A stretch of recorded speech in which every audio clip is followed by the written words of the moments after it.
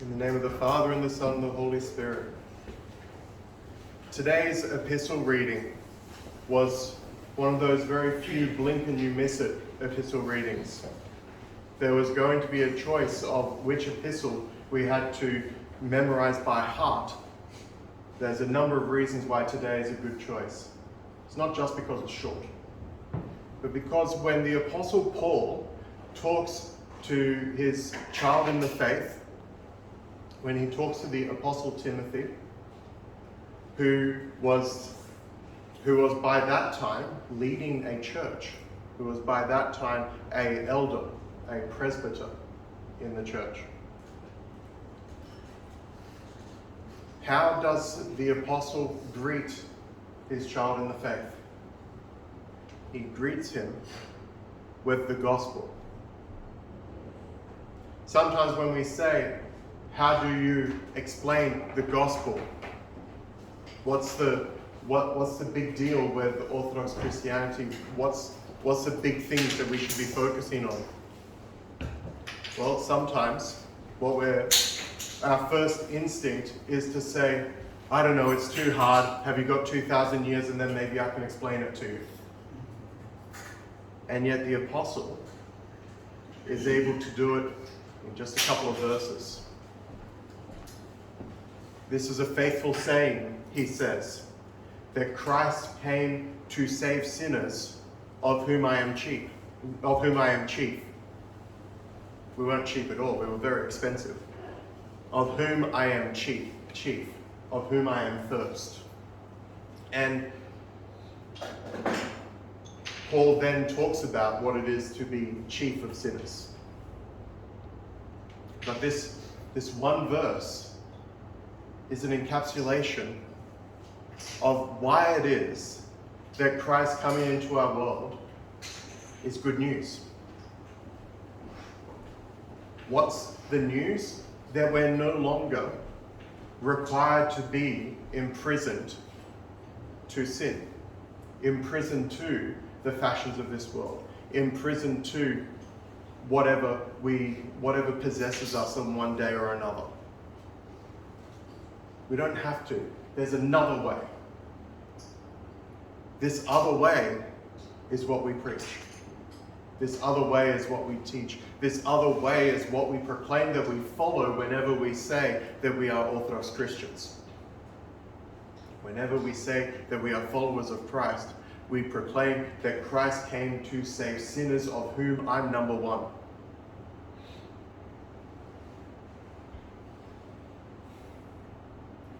That he came to save any one of us would be extraordinary enough. The apostle says elsewhere, none of us would die for someone else. Well, perhaps for a truly great man. Perhaps for someone who would save the world. Perhaps for them we might sacrifice ourselves. But Christ came to save those who had nothing of the sort. Nothing of the sort to recommend us, and yet he came for us. It wasn't cheap. It wasn't easy to save us.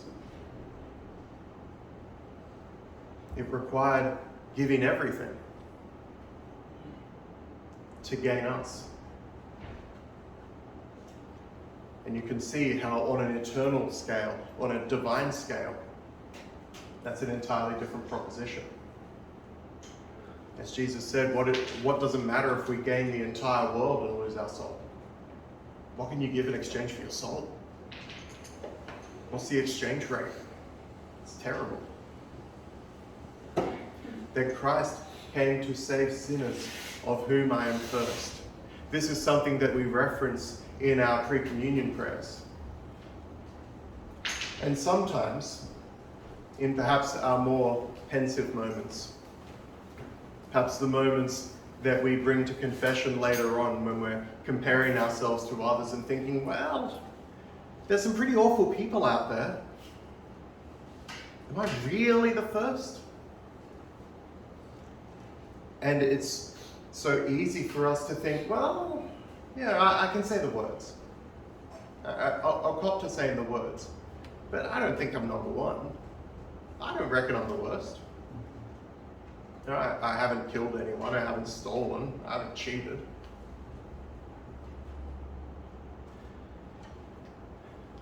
We're called to a much higher standard than this.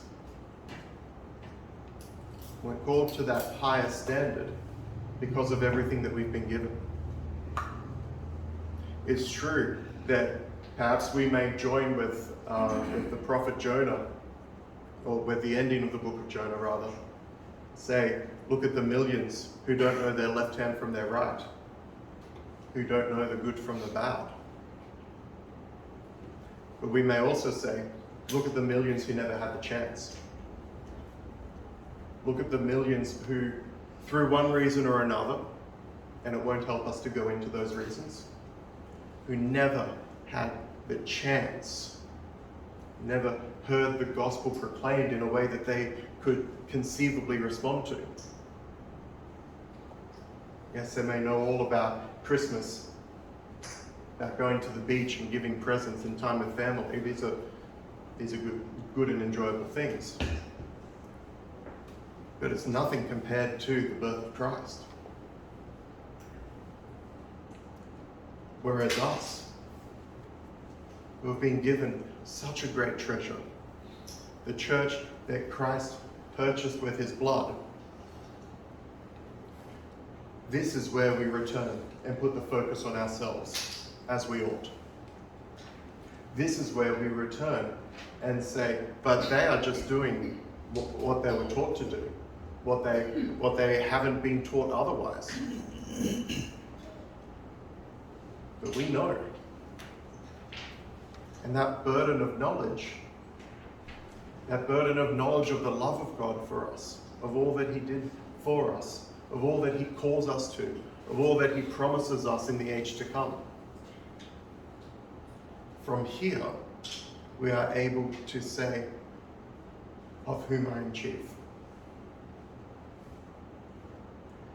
Because how much have we fallen short?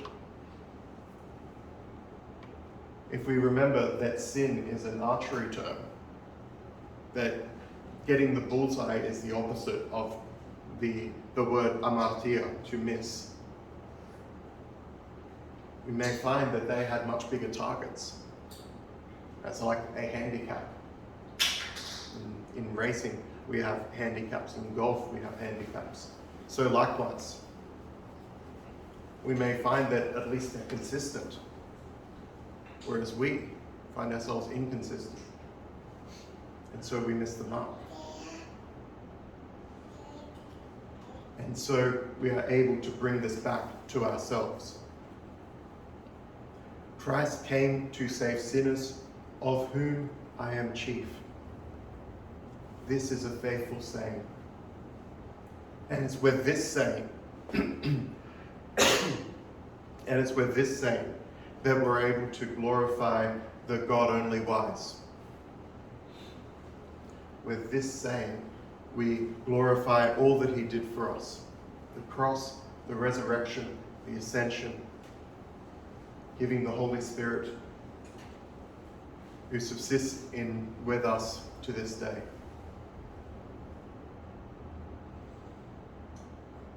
So when it is that we look at what therefore shall we do, we always put this back on ourselves. We always put this back on, what can I do with everything that I've been given, with everything that, and in any sense, with everything, how can I respond? How can I seek to respond? Look for ways to respond, that we may give glory to the God only wise, whom the apostle calls us also to worship, as we follow him with whoever and whatever we are, with everything that we are. Let us follow him all the days of our life. Amen.